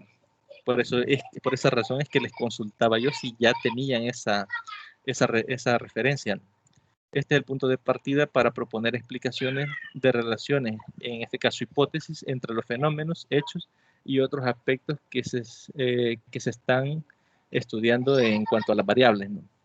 La tercera pregunta nos dice qué se investigará en el problema. Diseñar la metodología de un trabajo de investigación implica especificar los detalles y procedimientos, eso es importante, acerca de cómo se realizará la recolección de datos de las fases subsiguientes a fin de lograr en forma precisa el objetivo de la investigación. Es decir, todo esto va girando en función del objetivo de la investigación, cómo cumplir o cómo poder responder directamente a ese objetivo, ¿no? Para así poder responder a la pregunta de investigación que está ligada directamente al planteamiento del problema. En este caso es bastante importante tenerlo presente, ¿no? Según Campes, el diseño de la investigación es el plan de actividad a realizar para el tratamiento empírico del objeto de investigación. Y aquí, como les mencionaba cuando veíamos lo del apartado de la metodología, tenemos en términos generales un diseño metodológico contiene 6 elementos. Puede que tenga más, pero estos son los elementos que normalmente posee, ¿no? Si gustan, tomen la captura de pantalla o fotografía, lo que gusten, porque lo van a necesitar, ¿no? Cuando estén directamente desarrollando lo que es su metodología. Primero, la definición del universo y muestra. Estos elementos no van en ese orden. Cabe recalcar eso, no van en este orden específico. Normalmente primero se define el tipo de estudio. Es decir, si es de tipo cualitativo, si es cuantitativo, si es de tipo experimental, no experimental, si es cuantitativo, ¿no? Si es cuantitativo, hay que determinar si es experimental, no experimental. Si no es experimental, si es transversal o si es longitudinal. Y si es experimental, si es preexperimental, casi experimental o experimento. Entonces, todos esos elementos irían descritos primero en lo que es el tipo de estudio, ¿no? Que sería definir para qué esta sección de la investigación es cualitativa o cuantitativa. Aquí se ha cerrado solo en estos dos elementos, pero como les menciono, podemos ahondar aún más. Es decir, no es que en la metodología usted va a decir, mi investigación es de tipo cuantitativa y ya, hasta ahí cerrado, ¿no? Hay que explicar por qué es de tipo cuantitativa, qué es lo que se pretende a través de un enfoque cuantitativo. Por ejemplo, yo les puedo decir a través de una encuesta de tipo cuantitativo, a través de un diseño no experimental de tipo transversal, ¿no? Es decir, la recolección de datos será en un único momento dentro de la investigación, ¿no? También acá, bueno, el primer elemento que nos aparece que es el universo de definir la población y muestra, ¿no? Es decir, quién es la población y qué es la muestra. Aquí, si es de tipo cuantitativo, no vale decir la muestra son 15 estudiantes de un total de 100. ¿Por qué? Porque ahí no estamos describiendo directamente cómo se seleccionaron esos 15 estudiantes, ¿no? Para eso, si es cuantitativo, hay que establecer si es de tipo cuando todos tienen la misma probabilidad de ser seleccionados, se me ha escapado el nombre, pero cuando es probabilística, el nombre cuando la investigación es de tipo probabilística, cuantitativa de tipo probabilística, o la selección de la muestra de tipo probabilística, hay que hacerlo a través de la fórmula de Gabaldón para poblaciones finitas, cuando conocemos el tamaño total de la muestra, o creo que vimos en la metodología de la investigación 1, creo que vimos un programa, creo que es STAS, ustedes no sé si lo descargaron o lo leyeron al menos en el libro de Sampieri, y hay un apartado donde nos explica cómo utilizar el programa, es bastante sencillo para explicar cómo se selecciona la muestra, ¿no? También el área de estudio, ¿no? Lugar donde se llevará a cabo la investigación o se realizará la investigación. En este apartado puede ser en el centro educativo tal, en los grados de séptimo a noveno grado, por decir algo, o tercer ciclo, es decir, en dónde se va a llevar a cabo esta investigación. Ya veíamos lo del tipo de estudio, los métodos de recolección de datos. Se refiere a la necesidad de los métodos o instrumentos para recolectar la información. En este caso pueden ser encuestas, pueden ser observaciones, pueden ser entrevistas, pueden ser formularios o otros, ¿no? Y si son de tipo documental, aquí tendrían también que definir qué es de tipo documental. Yo les ponía el ejemplo de que yo vi un grupo que utilizaba rendimiento académico y eran las notas de los estudiantes y no pasaron ningún test. Entonces ellos decían que la recolección de datos era de tipo documental, ¿no? Porque era a través de las notas directamente de los estudiantes. También aquí procedimientos para recolectar la información. Incluye la capacidad del personal, la selección de los instrumentos, si se elaboraron los instrumentos, si son de autoría propia, procedimientos para la toma de la muestra o el registro de los datos, revisión o apartados y estandarización del procedimiento. El punto 6 nos habla del plan de la tabulación y el análisis, es decir, cómo se van a tabular los datos y cómo se van a analizar estos, cómo se van a presentar los datos para ser analizados, ¿no? Se refiere al tipo de cuadros y gráficos para el registro de datos y el uso del tipo de análisis, que son necesarios para la interpretación de los resultados en función de la problemática que se está estudiando. Bien, creo que por razones de tiempo nos quedaríamos hasta acá. Nos faltaba lo que son las ventajas y desventajas del enfoque cuantitativo. Bueno, creo que nos quedan 10 minutos. Vamos a revisar al menos las ventajas, ¿no? Bien, entre las ventajas que tiene el enfoque cuantitativo es que los resultados tienen la posibilidad de generalizarse y mediante ellos explicar la cantidad considerable de casos. Es decir, podemos generalizar. Actualmente, una de las generalizaciones que podemos ver de los estudios cuantitativos es lo que les menciono de la vacuna COVAX, ¿no? Que tiene el 54% de inmunización, es decir, que las 54 de cada 100 personas quedan inmunes al virus y el 100% de esas personas no van a hospitales, bueno, no requieren hospitalización si contraen el virus, ¿no? Entonces, si nos fijamos, son generalizaciones a partir de los estudios existentes. Entonces, es una de las ventajas, ¿no? También nos dice que en el modelo específico de las ciencias llamadas exactas, pero ofrece herramientas para realizar investigaciones sociales. Es decir, podemos medir variables, por ejemplo, el amor, yo les mencionaba el cariño, hay algunos conceptos sociales que pueden ser medibles a través de una asignación numérica, ¿no? Por ejemplo, yo les decía satisfacción laboral en una escala del 1 al 5. Entonces, alguien marca en esa escala y usted ya puede asignar un valor numérico a lo que marcó. También tenemos que asegurar la objetividad, ya que los fenómenos estudiados pretenden observarse sin prejuicios, haciendo a un lado las características personales del investigador. También dice que permite ordenar los datos y promueve herramientas con el uso de estadísticas para obtener conclusiones más útiles. Por ejemplo, nosotros podemos calcular la media aritmética, la mediana, la moda dentro de los datos recolectados y mediante esos datos poder explicar el comportamiento del grupo de individuos que han sido encuestados, ¿no? De ahí presentar una secuencia de pasos ordenados que orientan la investigación. Es otra de las ventajas. Creo que lo dejaríamos hasta acá. No sé si tienen alguna consulta, alguna pregunta, algún comentario que deseen realizar. Pues tienen el espacio para que puedan hacerlo.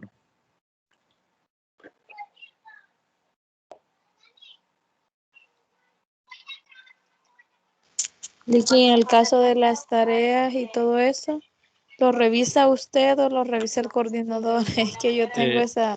No, lo reviso yo. Ah, usted. Sí, las tareas las reviso yo. Es Sí, que en el correo, bueno, el ciclo pasado, yo recuerdo que al final me cayó un correo del coordinador haciéndome una pregunta y entonces yo dije, entonces, ¿quién revisa? No sé si usted o él, dije yo, ¿verdad? no, Pero, es que la revisión siempre la realizo yo. Si se fijan, o bueno, se fijaron el ciclo pasado, yo les envío a ustedes la rúbrica, sí. donde abajo aparecen las observaciones. Entonces, ese mismo documento que les envío a ustedes, yo se lo envío a él y él puede perfectamente revisar, es decir, verificar las observaciones que se han hecho en los trabajos. Ah, sí, entonces por eso es que quizás retroalimentan Sí, algunos sí, grupos, correcto. quizás, ¿verdad? Sí, es que Porque en mi caso así fue. sí, es que tenemos la ventaja que él está bastante pendiente tanto de las actividades como de lo que de las observaciones que se les hacen y les da seguimiento a los trabajos, que es bastante bueno porque tienen ese respaldo, ¿no? Sí, sí, ajá, tiene razón. Vaya, muchas gracias. De nada. De hecho, quizás informarles que no he terminado de calificar el primer avance. Las observaciones que se les hagan en ese avance no se les van a calificar en la entrega del segundo avance. Yo creo que ya están trabajando, ¿verdad?, con lo que es la entrega del segundo avance. Si hay alguna duda, algún comentario, algo que les genere inquietud y deseen preguntarme, pues no duden en hacerlo, ya sea en el correo electrónico o en plataforma. Yo voy a estar pendiente. Le menciono lo de las observaciones porque algunos probablemente ya quieran revisar las observaciones para poder cambiar lo que tengan no tan bien o lo que tengan mal y pues todavía yo no se los he hecho llegar. Pero nomás termine de calificar todos los trabajos, yo les voy a mandar un correo con la rúbrica a los diferentes grupos para que ustedes tengan la posibilidad tanto de revisar las observaciones como que podamos aclarar alguna duda si existiese el caso, ¿no?, de que algo no se le evaluó correctamente o hay alguna inquietud.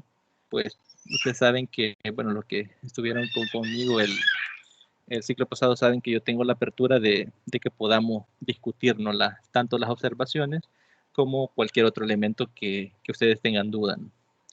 Entonces, no sé si hay alguna otra pregunta, algún comentario que deseen hacer, con gusto tienen el espacio, ¿no? Todavía.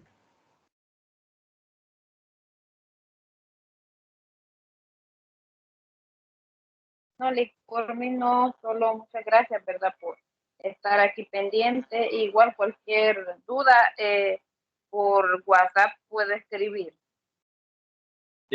Cuando son dudas académicas, se les pide que sea mediante medios institucionales, porque así se les da un seguimiento más formal.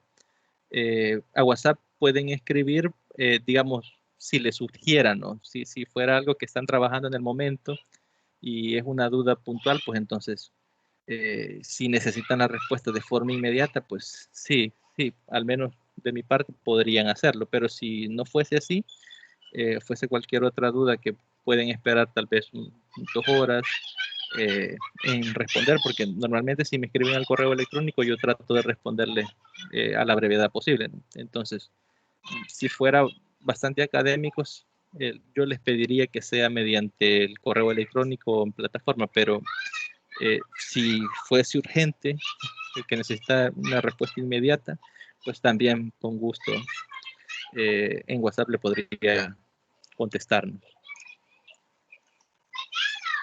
Vale, muchas gracias. De nada. Yo solo le iba a Gracias. comentar lo de las observaciones del primer avance, pero como dice que aún no ha mandado, no ha calificado trabajo, vamos a esperar. Sí, en ese caso, Reinita, todavía ya califiqué algunos, pero me gusta mandarlo todo al mismo día para llevar un orden. Nomás termine de calificar, espero esta semana. Como les menciono, las observaciones no van a ser calificadas en el segundo avance. Entonces, pero yo sé que a algunos les gusta ir trabajando al día, ¿no? Entonces, yo sé que algunos están esperando esas observaciones para realizar los cambios y pues yo les felicito porque estén pendientes, ¿no? Para hacerlo, ¿no? Pero en este caso, como no he terminado de calificar, no les podría aún brindar las observaciones. Gracias. De nada. Bien, entonces si no hay nada más que agregar, les deseo un muy feliz día, les agradezco por participar, por haber estado presentes en esta tutoría y les deseo un muy buen día. Gracias. Gracias igual para todos. Bendiciones.